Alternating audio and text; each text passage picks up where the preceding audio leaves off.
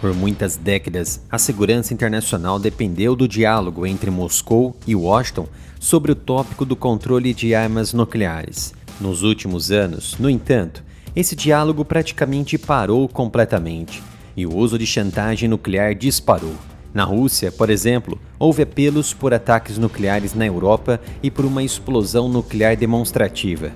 Em maio, a Rússia realizou exercícios nucleares táticos em resposta ao chamado apoio direto do Ocidente a ações terroristas contra a Rússia. Autoridades russas até ameaçaram usar armas nucleares estratégicas contra o Ocidente.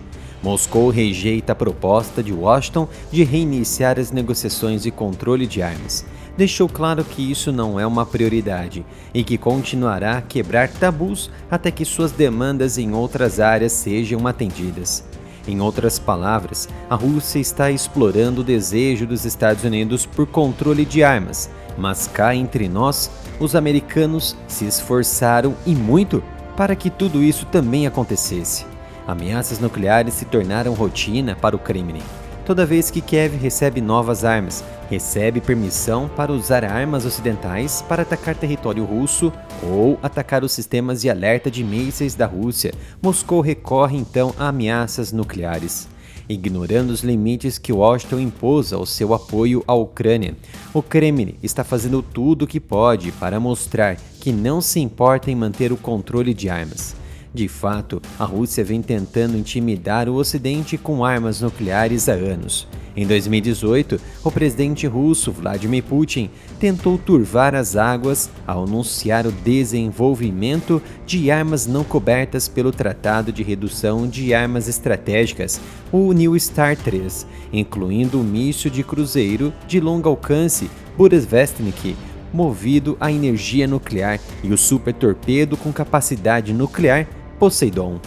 Esse novo programa incomodou Donald Trump na época que anunciou a retirada dos Estados Unidos do Tratado de Forças Nucleares de Alcance Intermediário, INF, de 1987, que limitava exclusivamente os mísseis de cruzeiro de longo alcance. O tratado INF exigia que a Rússia e os Estados Unidos eliminassem permanentemente seus mísseis balísticos e de cruzeiro, nucleares e convencionais lançados do solo, com alcance entre 500 e 5.500 quilômetros, e o Burevestnik poderia chegar até 20.000 quilômetros de distância. Junto com uma conversa sobre a modernização de sua tríade nuclear, tudo isso tinha a intenção de sublinhar a vantagem estratégica da Rússia, impressionar o establishment dos Estados Unidos e tornar Washington mais complacente em outras questões. Mas agora a Rússia mais uma vez lançou uma iminente ameaça nuclear.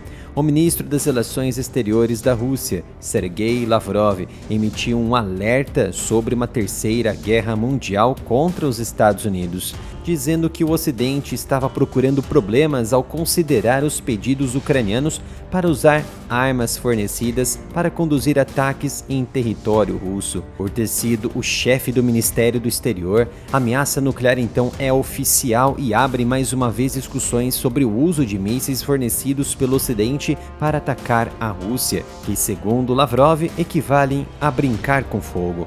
Os Estados Unidos, apesar dos pedidos da Ucrânia, permaneceram firmes em sua posição de que suas armas de longo alcance só podem ser usadas em solo ucraniano ou para defender o país de ataques russos na fronteira.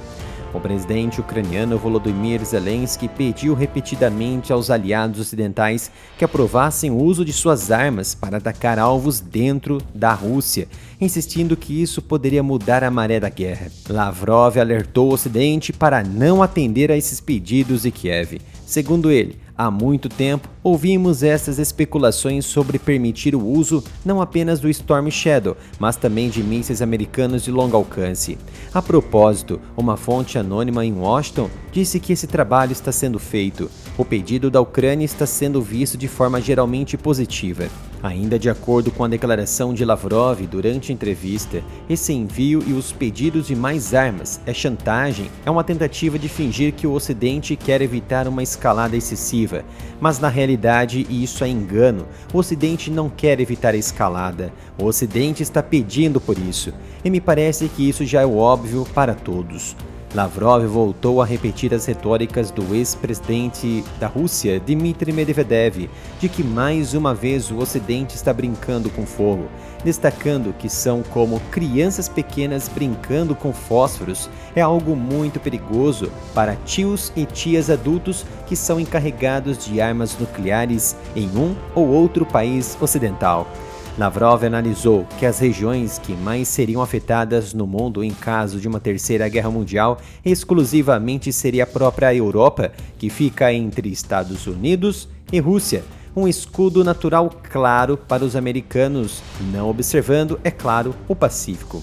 O secretário de imprensa do Pentágono, o Major-General Patrick Ryder, disse a repórteres durante uma entrevista coletiva na terça-feira que a política de Washington sobre o uso de mísseis fornecidos pelos Estados Unidos pela Ucrânia não havia mudado.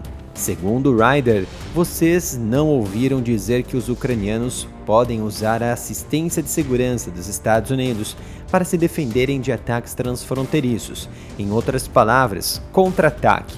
Mas no que se refere a ataques de longo alcance, ataques profundos na Rússia, nossa política não mudou. De acordo com o secretário do Pentágono, os Estados Unidos não buscam conflito com a Rússia. Estão simplesmente apoiando uma nação democrática que foi invadida há 2 anos e meio e permitindo que ela se proteja. O ex-presidente dos Estados Unidos, Donald Trump, sugeriu na terça-feira, 27 de agosto, que a incursão da Ucrânia na região russa de Kursk, que começou em 6 de agosto, poderia então desencadear a Terceira Guerra Mundial. Coincidentemente, a Rússia se manifestou da mesma forma, através de Sergei Lavrov. Como já sabem, o Brasil passa por profundas censuras nas redes sociais e todas as plataformas estão vulneráveis. Por isso peço que ajudem o meu trabalho em trazer análise e notícias comprando os meus produtos na loja oficial, umapenca.com/área militar. Temos camisetas, canecas de várias temáticas e de vários gostos e com preço acessível.